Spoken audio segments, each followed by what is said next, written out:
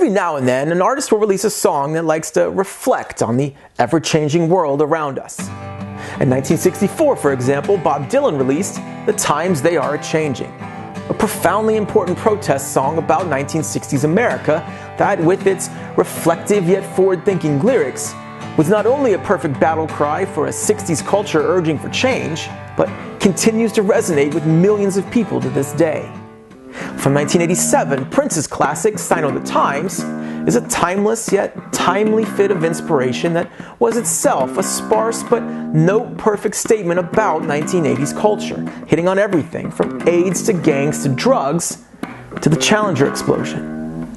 Or more recently, in 2017, Harry Styles released Sign of the Times, a song about 5.5 minutes long. It's got like 6 credited songwriters and a pandering falsetto chorus. Oh, but it has been compared to David Bowie and Queen. Apparently by people who've never actually heard David Bowie or Queen. Okay, this one's probably not a good example. Say though we were going to come up with our own Sign of the Times song about 2018. Well, it wouldn't take Harry Styles' 6 songwriters to come up with the title, because I'll give you that for free right now. It's called Cars and Guitars Are Dead. And that's because on April 25th, the Ford Motor Company, maker of four-door sedans for, 90 years, said, yeah, we're not going to make those anymore. And 6 days after that, Gibson, one of the most renowned guitar makers in the world, filed for bankruptcy. We're talking about the literal sound of rock and roll being bankrupt. Both of these notions would be unfathomable to anybody who didn't live in 2018.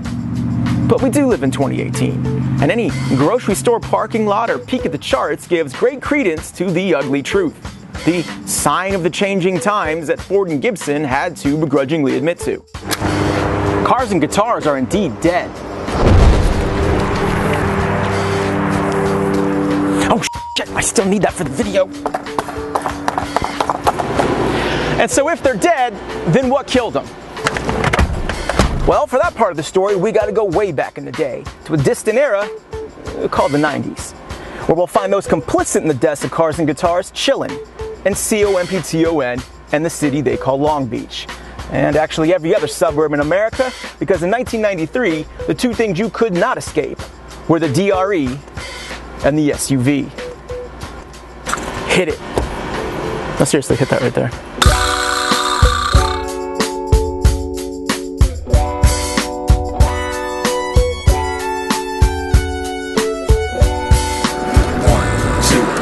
To the folks, Snoop, Dogg, and Dr. Dre's after the dope.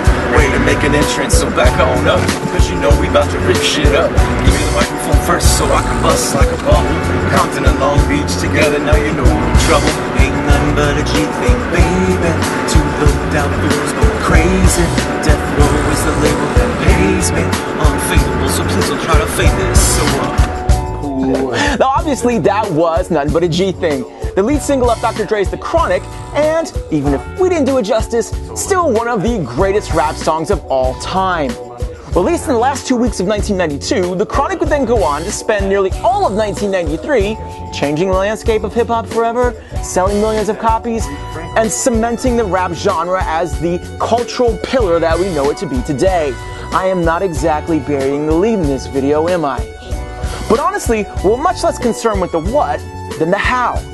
How did The Chronic capture an audience so vast, an audience that, just by looking at the sheer sales numbers and magnitude of its impact, had to have been made up of as many people that didn't even know they liked rap up to that point, as those that did? Well, the secret is something we'll get into in just a minute. Because right now, we gotta go even further back in the day and consider an automotive origin story that honestly can't be bested. Because I don't care how cool you think your favorite car is, it certainly wasn't made to go into war. Unless, of course, your favorite car is the Jeep. In which case, hey, what's up, bro? Jeep, try put a lift on it, some mutters. Sick. You like that? In July of 1940, the U.S. Army looked in its garage and pissed themselves a little bit. Because they knew they were about to enter World War II, and didn't have a way of, getting any soldiers around World War II. So it did what any good government entity would do and played the numbers by sending 135 American car manufacturers the specific requirements and guidelines for the nimble, lightweight 4x4 reconnaissance vehicle it needed to take into the war. And of those 135 car manufacturers, one, and only one, delivered a usable vehicle to the Army on time. The problem was, it was about the only vehicle it could deliver because the company, American Bantam, was in no way, shape, or form capable of producing its concept in the numbers the Army needed. And it wasn't like Hitler was just gonna hit pause on his blitzkrieg for us to get our together and gear up. So the Army said, "Hey Bantam, thanks for playing, but we'll be having your blueprints now," and then gave them to somebody who could actually churn these bad boys out. And that's why you've probably never heard of the Bantam BRC-40, but you certainly have heard of the Willys Jeep.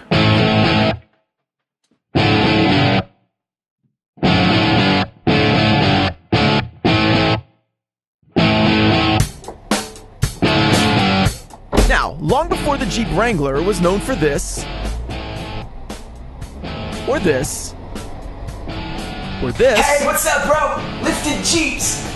Hell, long before it was ever even called the Wrangler, it was the Willys Jeep, and considered by most to be the first SUV. Now, the importance of the Willys Jeep to the Allies' war effort cannot be overstated.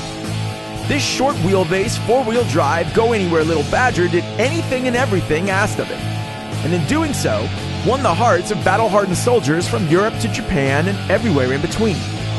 And that's probably why it was good enough in CJ, or civilian Jeep form, to leg out a 41-year, nearly unchanged run here in the States. And more importantly, was so popular that an entirely new brand was birthed from its name recognition alone. Now obviously the Willys Jeep / Wrangler doesn't really fall under the modern definition of what a suburban family would call an SUV, which is absolutely fine. Because the smartest thing Jeep ever did, as it became the roots of the SUV family tree, was make sure every branch that grew from it got a sample of those original proven Willys Jeep traits. The ground clearance, the four-wheel drive, the torquey motor, and the utilitarian nature of its design. And what did Jeep get by building off of and refining all those successful elements through the years? Well, they got this for one, the Jeep Cherokee. The original Jeep Cherokee SJ, released in 1974, was the first vehicle to be described word for word by its manufacturer as a sport utility vehicle. And looking at it, there's hardly any arguing. But there's even less arguing about this, the SJ successor, the Cherokee XJ. Because what you're looking at in this model, released in 1984, is the birth of the modern SUV, as it checks every box. Unibody construction, equally tempered on and off-road capability, and big enough for the kids and trip to the grocery store and to Lowe's and to the lake and to soccer practice in the dog park, and still fit in your garage. In the Jeep Cherokee XJ, the SUV for the modern American family had arrived. And by the time this Cherokee rolled off the factory floor in '93, forget it. Because even by then, it was easy to see how the death of the family car was inevitable. This thing had sampled everything good about the old Willys Jeep, but made it new and modern and infinitely usable. But perhaps its biggest hook of all was that it was cool and catchy as hell to a whole new generation of people who had likely never considered an SUV before, but were ready to push their sedans, vans, and station wagons off a damn cliff once they had.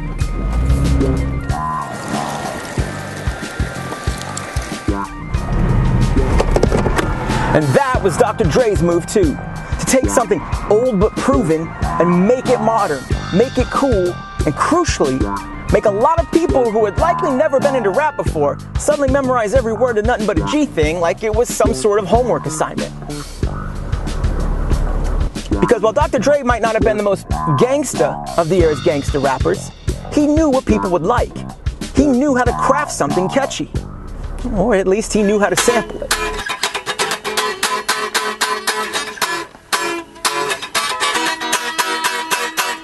Now, seeing that I have a room full of instruments that I spent a lot of time learning how to play, I thought long and hard about how I was going to tackle sampling and rap without sounding cynical.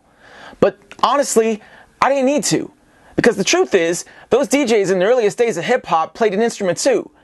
Hell, they played two of them at the same damn time. Because to create the nascent beats in those first days of rap, DJs would do this. Now follow along. Okay. Take two record players. Got it. Two copies of the same record. Connect the turntables through a mixer. So they can quickly flip back and forth between each one via a fader. Okay. Find the musical break they want on record 1 and let it play. Record 1. Okay. While queuing up the same break on record 2. Okay. Then Record flip 2. to record 2 dead on beat when the first record ended. Flip. Then cue record 1 back up to repeat the whole process over again. Like this one? Creating an infinitely seamless loop of the brief musical break. Wait, what? Which? Sound easy? No. I'd rather just go record all the parts.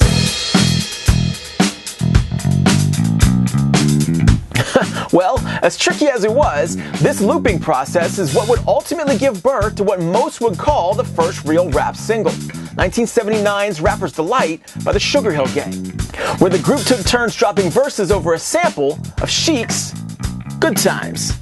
Okay, technically it's an interpolation, but I'm not going to draw that distinction here. Rapper's Delight quickly became the musical theorem that proved not only was rap as we know it up and running, but was going to be huge. And so the race was on, with DJs scouring crates of records for anything, any passage of music they thought they could take and turn into a beat or a loop for someone to rap over. And yes, many detractors, and especially artists who've been sampled, will say, it's stealing, it's cheating, it's not real music to make a new song out of an old one, which, point taken. But others would argue, especially in the case of James Brown's Funky Drummer break or the break on Amen Brother by the Winstons, two of the most sampled pieces of music of all time. How upset can you really be that your playing is so inspiring that it's been immortalized in thousands of songs across decades of hip-hop? You could say in modern terms that these were two of the first things to ever go viral. And before you complain about just taking an old song and making it new, I could think of one band that was very happy when a hot young rap group in the 80s took one of their old songs and breathed new life into it. A song that, while very good when released a decade prior, became bigger and more historically important than either band involved could have ever imagined. Because it's not hyperbole to say that the only reason Aerosmith had a second career after 1986 that was twice as big as its first was because Run DMC reworked Walk This Way, resurrected Aerosmith from the rock and roll graveyard, and went ahead and solidified an entirely new genre with it, which Fred Durst later ruined. Now there's no backseat lover that's always undercover, and I talk to my daddy say, since they ain't seen nothing till you're down on your muffin and the short of being changing ways. There's a cheerleader was a real big pleaser. I had times I could reminisce, but the best one lover was a sister and a cousin, and it started with a little kiss. It's just one of those days when you don't want to wake up. Everybody sucks. You don't really know why, but you want to justify ripping someone's head off. No human contact. And if you interact, your life is on contract. You best better to stay away, mother. It's just one of those days. It's all about the he said, she said bullshit. I think you better quit, let it slip, or you'll be leaving with a fat lip. It's all about the he said, she said bullshit. Limp Bizkit, still terrible after all these years. And so it was that by the early 1990s, sampling wasn't the secret, but the standard by which hip-hop was being created. And on The Chronic, Dr. Dre had eschewed the raw, kinetic sound coming out of the East Coast at the time, and instead showed a laser focus on sampling songs from the funk-laced 1970s. And by adding a couple tweaks of his own and some West Coast polish and a whole lot of Snoop Dogg, suddenly songs like Leon Haywood's I Want to Do Something Freaky to You are banging through the suburbs. That's nothing but a G thing. And the best parts of George Clinton's Atomic Dog are suddenly showing up in the equally inescapable with Dre Day.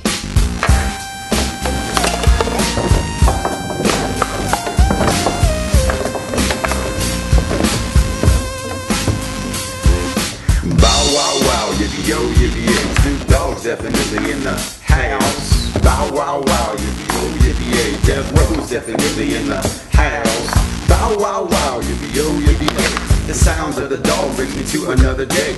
Play with my phone, Jimmy. I heard you was good. We gave that our best. And so, with its smooth, glossy sounds and Snoop and Dre's perfectly paced, sing-song lyrical work that you absolutely could not help but participate in, The Chronic and its G-Funk sound took over 1993. and synchronous to the West Coast becoming the new epicenter of hip-hop. So too is hip-hop now emerging fully formed as the new musical epicenter of American culture. Now you'll often hear the 90s called the golden age of rap, and while simple sales figures aren't the only reason, nothing can speak better to that claim than the numbers. The Chronic, with its throwback beats and laid-back flow, sold 4.6 million copies. That's more than any rap album before it, not by the Beastie Boys, Run DMC, or MC Hammer. But after 92, 93, the floodgates were open.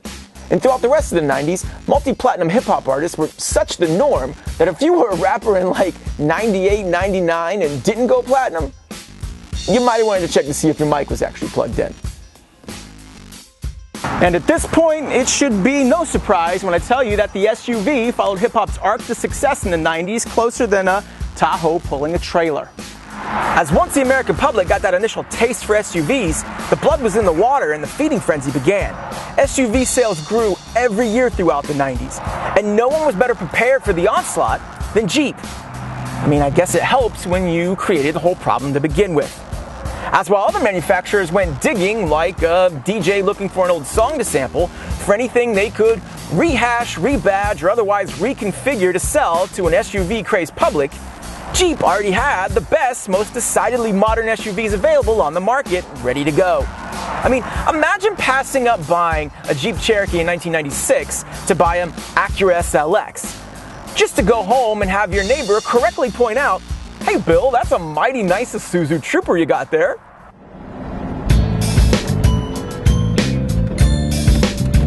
So in 1993, the Chronic and the Cherokee drove home the same truth at the same time. America's tastes were changing, and changing fast. And those changes culminated into the inevitable outcome that we see today. And you know what? It doesn't bother me one bit. The SUV industrial complex now runs America. They simply dominate family vehicle sales. So how can I be mad at Ford for dropping four-door sedans when it wasn't them that made the decision? It was us, with our wallets. Why would Ford continue to make something we've proven for years now we simply don't want? Ford isn't forcing SUVs down our throat. We're jumping in them fresh off the factory floor with the paint still wet. Honestly, this isn't even news at this point, but it still must be said. The SUVs you see everywhere you turn in this country are a result of what we've shown we want, not some involuntary sentence imposed upon us. Do you really think the manufacturers would make upwards of 6 SUV models apiece if they didn't think they would sell? Do you think Subaru would announce straight-faced that their newest SUV has 19 cup holders if they didn't think that's exactly what we wanted to hear? Do you know how many cup holders a 93 Cherokee has? 0. Not one. It's amazing they sold a single one of these. And the guitar. Well, obviously, Gibson filing for bankruptcy hurts my heart a little bit. But I know why they did, and again, how can I be upset? With the head of steam it gathered in the 1990s, hip-hop now dominates our mainstream culture, our media, our music sales. Its sphere of influence touches everything. So how can I be mad that a 10-year-old kid would rather rap along to 21 Pilots or Cardi B instead of play guitar in Metallica? How can I be upset that no one wants to play guitar when, as I film this, the top 6 songs on Billboard's rock charts barely have a guitar between them? Kids getting into music nowadays simply don't have a reason to want to play guitar like they did generations prior, and that's not their fault, it's these guys' fault. So, let the guitar take a back seat for a while. It's time. If it needs to be broken down, if only to come back stronger, so be it. And as long as we can keep it out of Lil Wayne's hands, I think it might have a chance. Sorry, Wheezy, I love you, but you can't do everything.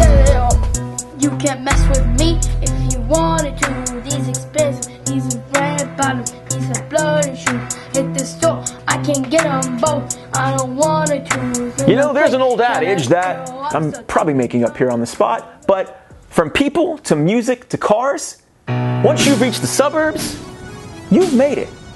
You've probably done pretty well in life. And here we have two things that started as far off from one another as you could possibly get, the battlefields of World War II and neighborhood block parties in New York, but ended up entrenched in the same place at the same time, the American suburbs. Just a couple of genuine American success stories to be proud of. Sure, they killed cars and guitars on their way to the top, but those died in the fairest way possible. Death by dollar sign. As I make money moves. The funny thing is, though, the massive success of rap in the SUV belies their initial intentions. We didn't really need four-wheel drive to take the kids to school, and we didn't need 12 inches of ground clearance to pull into our driveway. But damn, it felt good to have it. And 99% of us can't relate to what gangster rap or today's SoundCloud rappers are talking about. We'll drive around rapping along like we're right there with them. We live out these internal fantasies through our cars, through our music. We may never take our SUVs off-road, but damn if we don't want to know we could. And we may never know anything about bloody shoes or carelessly throwing money in the air, but rapping along surely makes us feel like we do. And that's why the realest, most honest SUV on earth isn't a Z71 Tahoe or a Range Rover or even an old Cherokee. It's SUVs like this, the Honda CR-V, because it knows what you really want and what you're actually going to use it for. 98% of us aren't doing anything that needs four-wheel drive with locking diffs and short approach angles and monster truck ground clearance. We're doing things like this. And by simply embracing that truth, Honda sells about 30,000 of these a month. And one of the realest rap songs of all time admitted as much about itself as well. And while the song actually isn't even on The Chronic, it did come out at the same time The Chronic did, used the same musical formula The Chronic did, and was done by a guy who knew the guy who did The Chronic likely better than anybody. And while taking nothing away from The Chronic, on his 1993 single, It Was a Good Day, Ice Cube managed to admit what even Drake couldn't. That being, hey, I can't be a gangsta every day. And with that, simply telling the truth, Cube had the biggest hit of his career and the CR-V of rap songs. Here's to keeping it real.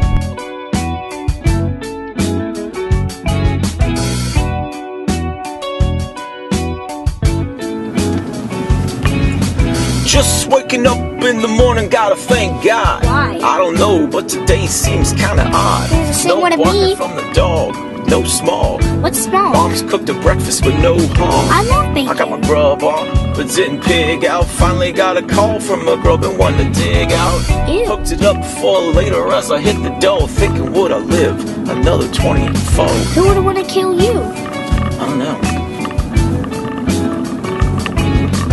Get me on the court and I'm troubled.